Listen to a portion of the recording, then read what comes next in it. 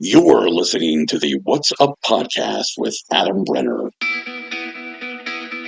Welcome to the What's Up podcast, where I seek out what's up in your community, your state, your nation, your world. I am your host, Adam Brenner. On this episode, we discuss bullies, haters, and people who try to crush your dreams and spirit. Our guest is Miss E, also known as Erica. Miss E is a registered nurse, a college professor, and a dog mom, and the author of her new book, Did she just say, uh-huh?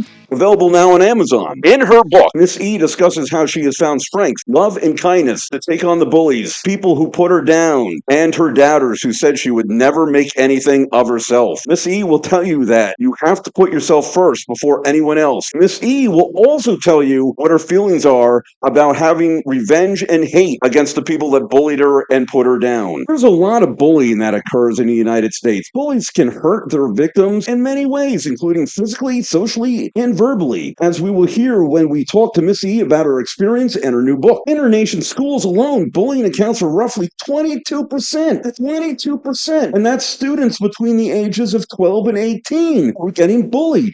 But bullying can affect everyone. Those who are bullied, those who bully, and those who witness bullying. It affects everyone. Bullying is linked to many negative outcomes, including impacts on mental health, substance use, and suicide. And it's not just school kids. It can be work, colleges, groups, volunteer organizations, really anywhere, unfortunately. Besides listening to this What's Up podcast on bullying and how to overcome these bullies, you can find out more on how to prevent and protect yourself from bullying by checking out stopbullying.gov. Again, that's stopbullying.gov. So welcome, Miss E, to the What's Up podcast. Thank you so much for being here and telling your story. Great. Thank you for having me, and thank you for the amazing introduction and providing all of that information, statistics on bullying. I think it's really, really important to raise awareness and educate people. I think many listening to this podcast have been bullied or put down or told they wouldn't amount to anything by family, friends, coworkers. Your book and your story is very positive and uplifting. But also reading your book, there are a lot of negative people that came into your life who did tell you that you were no good, did tell you were doing something wrong, and who bullied you. That would make somebody like me very angry. How do you remain so positive and just brush the hatred off? Sometimes you don't. Sometimes you go through the negativity and you allow yourself to feel the emotions. And if you're upset, you cry and you pick yourself up. And I actually thank them now. At the time that it was happening, it was really a difficult situation. But I thank them now because their hate actually helped to fuel my success. Staying positive, doing things that help you with your self-care are really important. My dogs have helped me a lot to really just tune all that negativity out and focus on them, but focusing on the things that make you happy and continuing to do well, because sometimes the better you do, the more they hate and the more they bully you. What do you think causes these people to be bullies and haters? Why do they attack, saying things like, you can't accomplish that, you'll never do it, you're not that type of person, they don't like what you're wearing, they say that you don't dress properly? These are things you mentioned in the book, but what do you think is going through the mind of a bully or someone who is trying to put you down? I think it's their own insecurities of the things that they can't accomplish, and that they actually hate that they love you, and they hate that they love certain things about you, so they try to tear you down and break you down. And I think that's what it is. And it's, even though it's not right and it shouldn't happen. And I think that they need to reflect on themselves and really be in check with their own emotions, because anytime someone has told me I couldn't do something and it's something I wanted to do, I did it even better than I ever set out or thought I could do. And it fuels their hate. And it's really sad because they could accomplish the same things if they wanted to. They could do the same things, but they choose to do bad instead of good. You be at a job for a while, and they're like, hey, we could do, I think you talked about it in your book, hey, we could put this together, we could put that project together, and people are seeing it, and they're going, oh man, what is she doing? What is he doing? They're making us look bad because I can't get out of my own way and I can't do this. So you know what? I'm going to make them look bad and say, oh, you know what? That's a real stupid idea, Erica. That's a real stupid idea.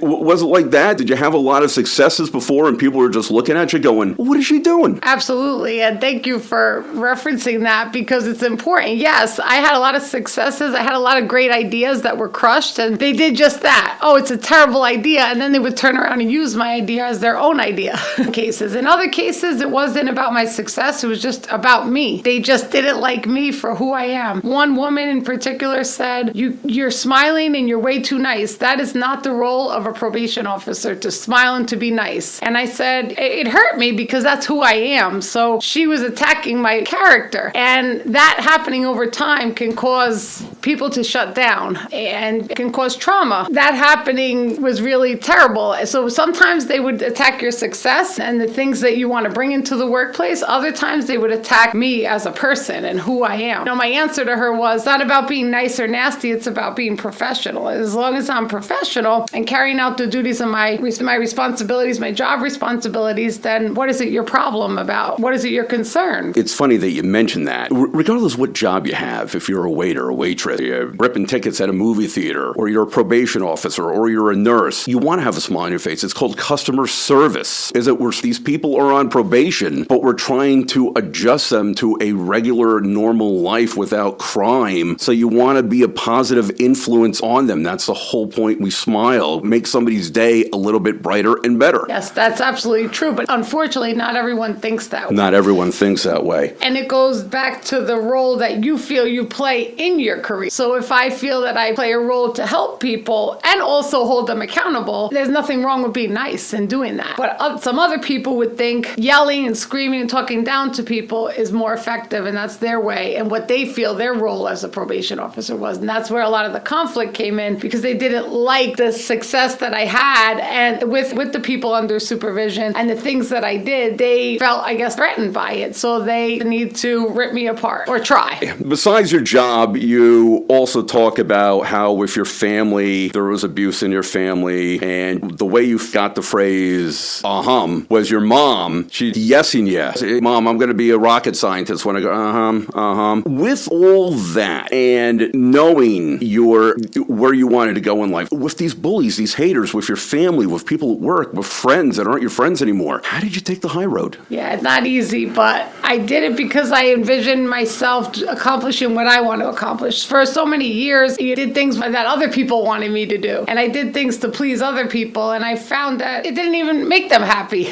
They would want me to do a certain thing, and they weren't even happy with it. No matter what I did, they weren't happy. So why not do something that's going to make me happy? So that's how I did it. And you also look back on my family, people that were close to me, they have their own problems and insecurities as well, and just not allowing that to stop my success. But it's hard. It's not easy. You go into someone with so much excitement about doing something, such as writing your book or becoming a nurse or whatever you want to accomplish, and them just brushing it off like it isn't any big deal, or, oh, you shouldn't concentrate on that, telling you to do something else that you're really not interested in. So I think what really makes me happy about being able to overcome that and not listen to that is I was able to reach success in ways that I never thought I would. I never thought I'd be on your podcast. I never thought I'd be here talking about this, but being persistent in taking the steps that I wanted to do to reach my own goals was what was key. So you're happier now. You've reached your own goals. These bullies and haters, whether it's from your family or from employment or friends, wherever else you've ran into them in your life, do you care if they know if you're successful or not? No, I don't care. My success is about me. And I just like reaching out to people who are inspired by what I have to say and what I do. If they're not interested in it, that's okay. That's their business. But I like what I do. I'm happy and content with myself and what I've been doing. There's nothing like going outside and talking to people who are positive and who I can learn from and who I can have conversations with about things that interest. Part of being around toxic people is you think that everybody's like that, because everybody I encountered in the past was like that. Toxic and putting me down, negative. It's just who I was surrounding myself with, because it was something that was comfortable for me. And I didn't realize that I had to get out of that. I had to start being comfortable being uncomfortable, being around situations with people who were more positive. And when you do do that and you share your goals and your dreams and aspirations with people who are more positive, you see how there are people who will support you and who have similar interests as you. It's just breaking out of that comfort zone of that negativity. And if people want to stay in that, that's okay, but I'm not going to allow them to bring me down with them. Now, I understand you wanting to help your family, especially financially and everything. You said there were a couple times you put yourself in debt because of that. But people that you either work with or your friends, what is it about wanting to help them?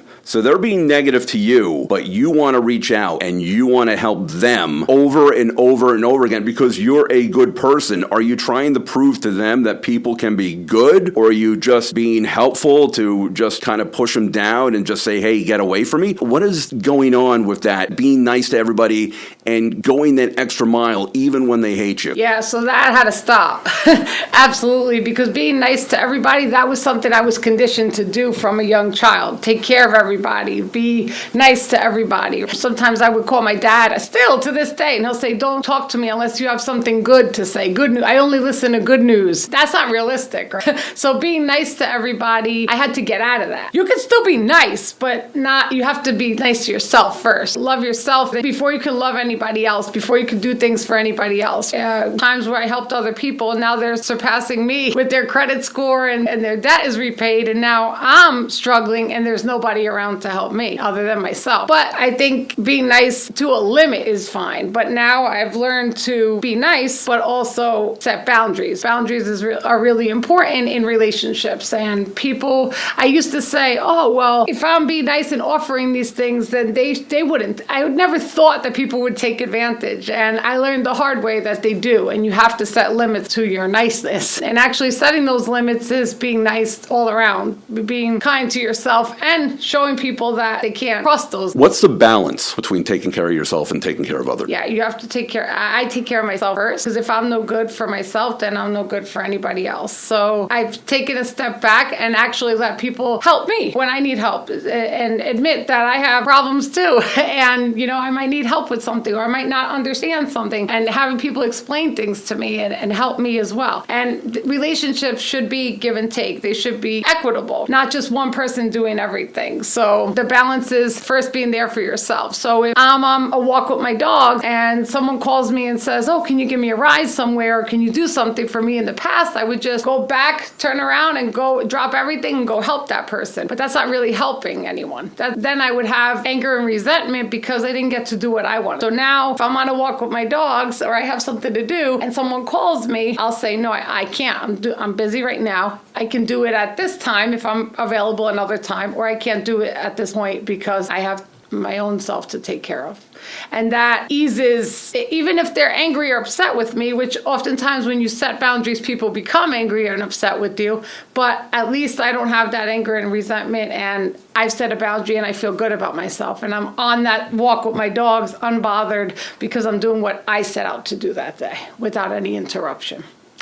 Now, with all the bullying from your family members, from work and everything, I know that I suffer from post-traumatic stress disorder, and we've talked about that on the show before. How did it affect your mental health? What do you think your lowest point was from it, and how did you climb out? Yeah, and I listened to that episode, and it was just a great episode that you had about PTSD, and I think it's so important to know that PTSD, as you pointed out, is not only from physical things that might happen, physical abuse. It can also be from emotional neglect and mental abuse as well. Bullying, people saying things that are hurtful, or just ignoring your needs altogether. And I think the worst time in my life was at work when I was bullied as a probation officer. And no matter what I did, it wasn't helpful because there was nothing I could do. My efforts went unnoticed to fight back. And I had limits in what I could do because of the position I was in, because others were just, they didn't care. And they would downplay it. Oh, it's just little girl things. It's just little, it's not serious. Ever since I got out of that bullying situation, and what I used to think is, how am I a probation officer? How are these people probation officers trying to teach people to do the right thing in the community when they're doing the wrong thing, when they're doing the exact opposite? That was the worst point in my life, because I was mentally exhausted, just broken down. I couldn't dress the way I wanted to dress. I couldn't wear high heels anymore, which I once loved to do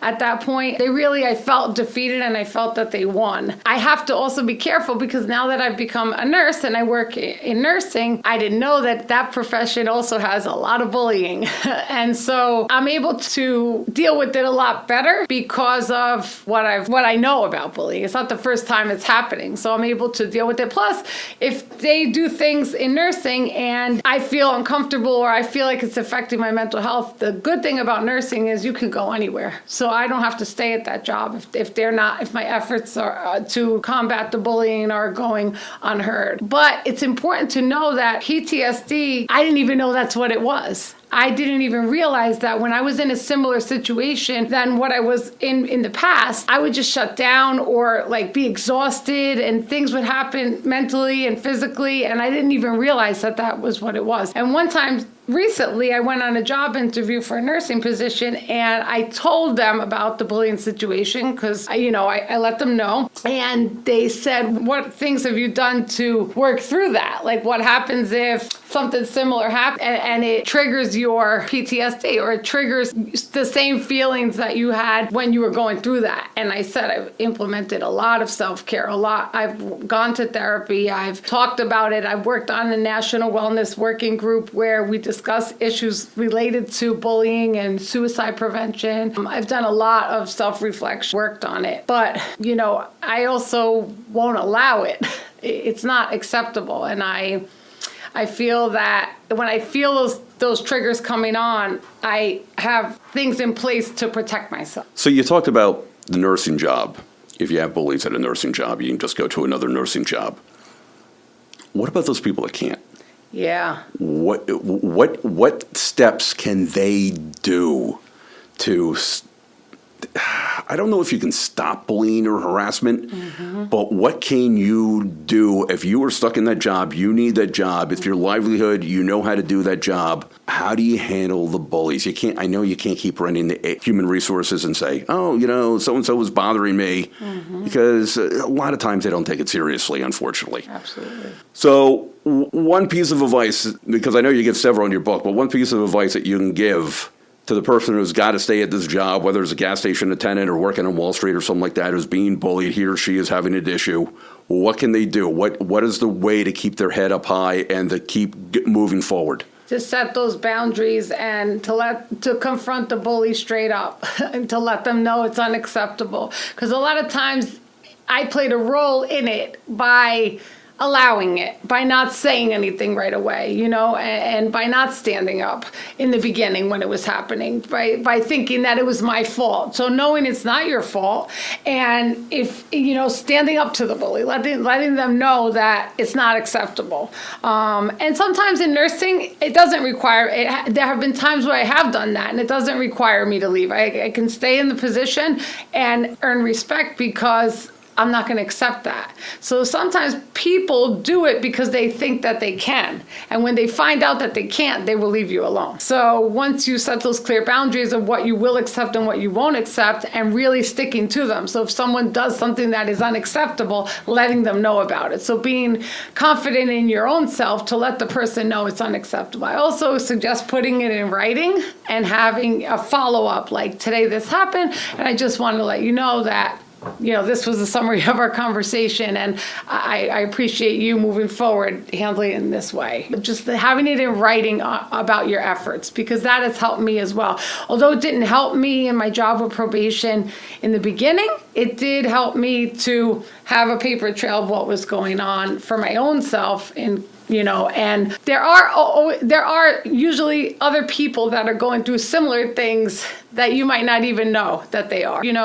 Finding someone that you feel comfortable talking to, because that has helped me too. Coworkers who I talked to and opened up to, or just by mistake was like, I was out working and I couldn't take it and I just broke down and cried, and a coworker I never knew was going through something similar and gave me a lot of great helpful advice. So, knowing that you're not alone and also practicing self-care, whatever that means to you. So for me, it means going home and being with my dogs and, doing the things that I enjoy. Because if you leave work and then you go home and you're in a toxic situation there, it just can feel very overwhelming. So even if it's a few minutes a day, doing something for yourself, whatever that is for each person. One of the things that I felt, and I'm not sure, correct me if I'm wrong if you're saying this, but you talk about stereotyping somebody. So when we stereotype somebody, I mean, you've done it, I've done it, I think we've all done it. Do you feel like a bully to that person when you are stereotyping them? And like with you walked in the probation office, you had your high heels and everything on, and so they're going, oh, well, look at this one coming through the door. Stereotype right there. Right there, you're starting the abuse, you're starting the bullying. How can we dial it back? How can we dial it back to stop the stereotyping, whether it's race, religion, how somebody dresses, the gender-wise? How do we stop that? Because I know you talk a lot about positivity and looking at the person, not what the person does. Maybe you can talk a little more about that. Yeah, there have been times where, people may have done that to me, and I, like you said, have done it to other people without even realizing it. But being open-minded to other people, to learning about, how does she walk in those heels? Wow, and being realistic with yourself, why is this bothering me? What significance does it have that it's bothering me so much? Or why do I feel like I don't like this person, right? Why? Is it something they did? And I teach it in my class, the fundamental attribution error, right? Making a mistake and saying this person is this way based on a situation, but not really getting to know who they are as a person. So an example would be if I'm out and I'm driving and somebody cuts me off and starts screaming at me like road rage, and I say, wow, that's a really nasty person. But are they really nasty, or is it just the situation, right? Is it just they had to go somewhere, they were in a rush and they acted out that way, but in reality, that's not who they are as a person. So looking at the situation and not judging people based on the situation and getting to know the person, if you're going to work with them or if you're going to be around them, be friends with them, just giving them a chance. Because sometimes if you pretend that you like someone or you give it a chance, you might actually find out that you do like them and that you do have things in common with that person. Now, to tie into that, you also mentioned in your book about opinions of friends. So if 2-3 people are sitting in the office, and here comes Erica walking into the probation office, Miss E, dressed in her high heels and all glammed up and everything, and oh, well, look at her. And then your coworker or your friend or whatever, oh yeah, look at. So it's kind of contagious. And I know you talked a lot about people were always trying to give and I get it, everybody gets it, where everybody wants to give their opinion on something that you're doing. How do you how do you say, hey, thanks for your opinion, but I don't want it? And then how do you get strong and say, I'm going to do it my way. I've got a gut feeling. I know myself. This is it. This is the way I'm moving forward. I love how you illustrated that, because that's exactly how it happened. But on the other side, on the other end, there was a time when I let those opinions take over me. And I would go to work barely even combing my hair because I didn't want to look nice. I just was like, you know what? I can't fight anymore. I'm just going to let it be. And then they would make comments about, oh, you look, someone actually said it to my face, you look homeless. And, wow. Yeah. And I said, what? I went from walking in and being myself and feeling great to just looking a mess. And one supervisor, he used to wear the same thing every day, and he used to say, this is how we dress here. I would wear a suit and get dressed up and do my hair and everything. And he said, this is how we dress here. And he was wearing a sweatshirt and ripped jeans. And I said, so I started to buy clothes that were way too big for me and just not take pride. And I lost a piece of me when I did that, because my confidence went down. And people will still have an opinion, though. People then will say negative things about you anyway. So why not be who you are and feel good about it, then really allow those opinions to impact you in a negative way. Now, when I dress a certain way, I don't care who doesn't like it, really, because it makes me feel good. I can't go back to feeling bad about myself because of somebody else's opinion. Miss E, is there anybody in your life who has bullied you tormented you or anything that you still wish vengeance on? Not vengeance. In the beginning, yes, people have done things where I couldn't accept it, and I was so angry and upset that I really wanted harm to happen to them. But my mom did once say, one time I had a difficult situation of physical abuse that I went through, physical assault from someone, and she said to me, I said, I want to go back there and fight them back and get them, and it's just terrible. And she said, you know what, like, there are things that you can do legally to after that, but also karma. God sees it. So she said, karma might not happen today, it might not happen tomorrow, it might not happen 10 years from now, but they will get theirs. And unfortunately they did. They're no longer with us. And Ooh. Yeah, and I don't wish that on anybody. But when it happened and I found out about it, I had like a neutral feeling, like not happy, not sad, it's just no feeling at all. For some people, I don't wish vengeance because I feel that karma will get them. And sometimes when I do see their karma come back at them, I actually feel bad in some cases. Things like the bullies that bullied me, some of them got fired, and I actually felt bad. And I know that sounds crazy because it might sound a little wild because of what they did to me and how they impacted my life in a negative way. They were fired, and some of them had addiction issues, and some of them had families to feed. Like, I did feel bad for them. Others, there's some in particular that I don't like at all, and I still have, not hatred, but I don't like them. And I don't wish harm on them, but I just know that they'll be dealt with in some way in their lives. They'll be dealt with some way, and you keep away from them. Exactly. And then I keep doing, the better that I do in my life, the better I feel about myself. And the more I but the more I remove myself from those feelings of upsetness. Okay, so Miss E's book is Did She Just Say Umm-Hmm? You can get it on Amazon. As we wrap up, Miss E, there's a lot of self-help books out there and ones that deal with negative people, bullies, and everything. What makes your book stand out? We've already got an amazing story from you, but why should people read this book? What are they going to learn? What are they going to be able to take away? Will reading this book make the world a better place and make ourselves feel better about the bullies and let go of the hatred and let go of the negativity? I'd like to think so.